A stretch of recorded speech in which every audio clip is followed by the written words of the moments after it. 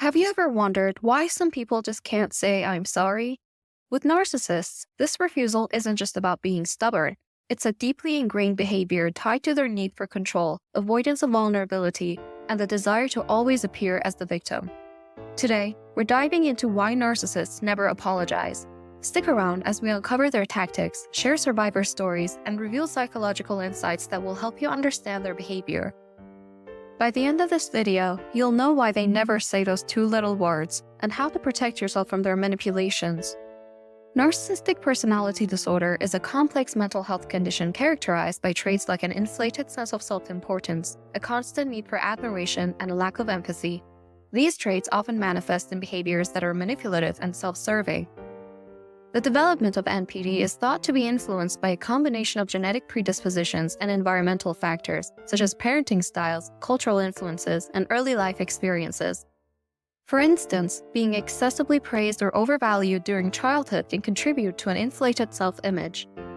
At the same time, experiences of neglect or criticism can lead to a desperate need for attention and validation.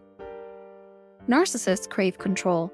Their need for dominance extends beyond physical or emotional spaces, permeating even the smallest interactions. Narcissists view apologies as a loss of power, explains Dr. Romani, a clinical psychologist specializing in narcissism. Admitting wrongdoing would imply they are not perfect, and that's a blow to their fragile ego. Research suggests that NPD has a significant genetic component, with heritability estimates ranging from 33% to over 50%.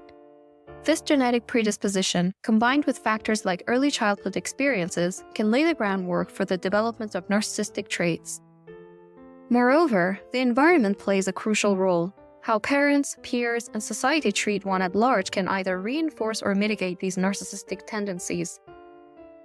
Understanding the roots of NPD can help demystify the behaviors associated with narcissists, including their reluctance to apologize, their grandiose self-image, and inability to acknowledge their faults.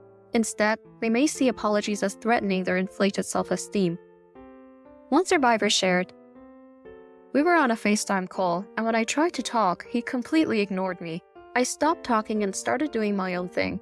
Suddenly, the call ended, and when I called back, he answered with an attitude, saying, 'What's up? I didn't do anything wrong. I have to go.' It was so confusing." This confusion isn't random, it's deliberate. By keeping you off balance, the narcissist ensures you never feel secure enough to challenge their control. One tactic narcissists often use to avoid apologizing is deny, attack, and reverse victim and offender.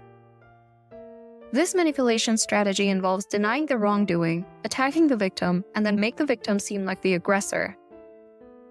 Dr. Jennifer Freyd, who coined the term, explains that Darvo is a powerful defense mechanism that allows the abuser to maintain their innocence while shifting blame onto the victim. Imagine confronting a narcissist about their behavior, only for them to twist the situation entirely. One person shared, "He told me I had a bad attitude when I asked him to respect my boundaries. He made me feel like I was in the wrong for expecting basic respect."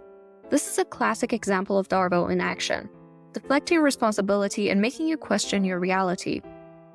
Narcissists thrive on what we call narcissistic supply, the validation and attention they receive from others. This supply is vital to their inflated self-image. Everything is about supply with these people, notes Dr. Craig Malkin, author of Rethinking Narcissism. When they withhold an apology, it's a way to ensure they continue to control the narrative and, by extension, you. The following two examples are particularly telling. "I used to get criticized for not doing the dishes right, but when I asked what chores I could do to help, there was never an answer. It was just another way to keep me in a constant state of confusion and dependence." Now, let's learn about the story of Laura, a kind-hearted and empathetic woman who found herself in a relationship with James, someone who seemed charming and attentive at first. Over time, however, subtle manipulations began to creep into their interactions. One day, after weeks of small, undermining comments from James, Laura finally decided to speak up. They had been planning a weekend getaway, but James canceled at the last minute for what felt like the 100th time. When she confronted him, calmly explaining how disappointed and hurt she felt, she thought it would lead to a productive conversation. After all, they were a couple, and expressing feelings was a natural part of any healthy relationship. But instead of hearing her out, James exploded. He raised his voice, saying, I can't believe you're attacking me right now. Do you know how stressed I've been? I'm working non-stop, and the one time I make a decision for myself, you make it about you. You're so selfish, Laura. I'm bending over backwards for this relationship, and this is what I get? You always do this. You just want to make me the bad guy. In that moment, Laura felt like the world had turned upside down. What started as her calmly voicing her feelings had spiraled into James accusing her of being insensitive, making her feel like she was the one who did something wrong. His accusations were so fierce that Laura began questioning herself. Was she really being selfish? Was she the one in the wrong? This is a textbook case of Darvo. Deny, attack, reverse victim and offender. James denied responsibility for his behavior, attacked Laura for expressing her feelings, and reversed the roles, making her feel like the perpetrator instead of the victim. The weight of his words began to sink in. Laura felt like she had no right to be upset, that maybe she had overreacted, and maybe she should be more understanding of his situation. For days, Laura struggled with a sense of guilt. She apologized to James repeatedly, despite her initial, legitimate concerns. But deep down, something didn't feel right. She was always the one apologizing, always the one trying to fix things, and yet, nothing changed. The cycle repeated, with her trying to address issues and James flipping, making her feel like the villain for wanting to have a voice. Laura's story reflects the devastating emotional confusion and guilt that victims of Darvo often experience. It took her a long time to realize that James was using this tactic to control the narrative, to ensure that she never questioned him too closely, and to maintain the upper hand. Once Laura understood this pattern, she began the slow, painful process of disentangling herself from his manipulation and reclaiming her sense of self. By never clearly communicating their needs or admitting fault, narcissists keep their partners constantly guessing, seeking approval, a steady stream of that much-needed supply, which brings us to the next topic. The longer you stay with a narcissist, the more you experience cognitive dissonance. Let me explain. Cognitive dissonance is a psychological concept describing the discomfort experienced when holding conflicting beliefs, values, or attitudes. In the context of a relationship with a narcissist, cognitive dissonance often manifests when the narcissist's manipulations repeatedly contradict the victim's reality. This can lead to a state of confusion and self-doubt, making it difficult for the victim to leave the relationship. Narcissists exploit cognitive dissonance by creating situations where the victim is constantly questioning their perceptions. For example, a narcissist might deny they did something wrong, even when presented with evidence, causing the victim to doubt their memory or understanding of the situation. Imagine this scenario. You confront your partner about a broken promise. You have a text message showing they agreed to help you with an important task, but they deny agreeing. You show them the text, yet they still insist that you misunderstood or that it was meant as a joke.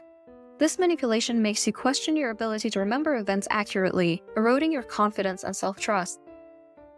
This tactic keeps the victim in a state of compliance as they struggle to reconcile the narcissist's version of reality with their own. It is a psychological conflict where you're caught between the narcissist's manipulations and the reality you know deep down. The longer you stay with a narcissist, the worse the cognitive dissonance, one survivor shared. Your brain fights to deconstruct the lies from the truth, making you feel like you're going insane. Statistics show that 70% of individuals with narcissistic traits display patterns of denial and blame shifting. This constant gaslighting leaves victims questioning their reality, and over time, it can lead to anxiety, depression, and a shattered sense of self-worth. Before we continue, if you find this information helpful, please consider subscribing to our channel. Your support helps us create more content like this, and by subscribing, you'll never miss an update. Let's keep moving forward. For a narcissist, apologizing would mean taking responsibility for their actions, something their ego simply cannot handle. Apologies require vulnerability, explains Dr. Romani, and vulnerability is seen as weakness in the narcissist's eyes. Instead of apologizing, they double down on their behavior to maintain control. One survivor shared, "I felt like everything was a game to him, and the goal was to keep me guessing and unsure. Even when I thought he was being nice, it was just part of his plan to dominate me." This constant manipulation keeps victims entangled in the relationship, always seeking the validation that the narcissist withholds. Breaking free from a narcissistic relationship is challenging, but it's possible. Over 50% of individuals report counseling as crucial for recovery, according to the National Domestic Violence Hotline. Therapy, support groups, and self-care are essential tools in this process. Remember, you deserve to feel valued and respected, both emotionally and financially.